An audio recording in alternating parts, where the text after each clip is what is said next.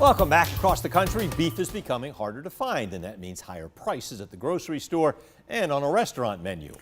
Fort Valley restaurant says they're adding a $2 surcharge on all burgers. I remember it being less than $3 a pound for ground chuck when we started out, and now in certain markets it's over $10 a pound. Jeffrey Hall owns the Railroad Cafe. He told us he was forced to impose that surcharge.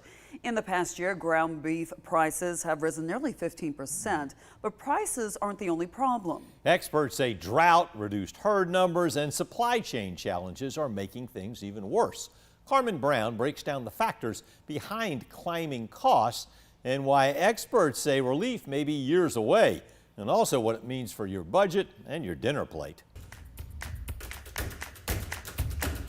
The beef buyer market is kind of looking tough, moving ranchers into an utterly serious challenge.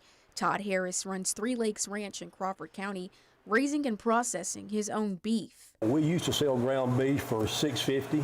We went to $8.50, and now we're almost $11 a pound for ground beef. Now, despite the soaring prices, the demand isn't steering away to help customers stretch their dollars.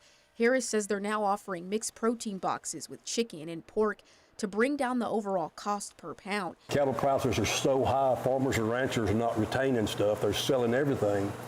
Not saying they're taking the money and run, but I mean, these calves are worth so much, they're selling them. Niki Whitley, livestock expert at Fort Valley State University, says a devastating drought wiped out pastures across cattle country. That forced many ranchers to sell breeding cattle, killing herd growth. Our input costs have gone up, therefore the prices that it takes us to produce that beef are higher. Whitley says smart pasture management and selecting efficient cattle breeds are critical for farmers battling those rising costs. Making sure that, again, you're meeting their nutritional needs so that they're producing efficiently. They're producing the milk efficiently, they're producing beef efficiently.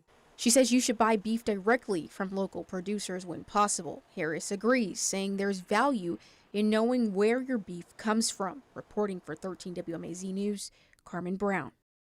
Whitley says it will take years before herd numbers stabilize, possibly around 2027, and beef prices might not ease up until 2029. So the high costs we're seeing now could be with us for some time.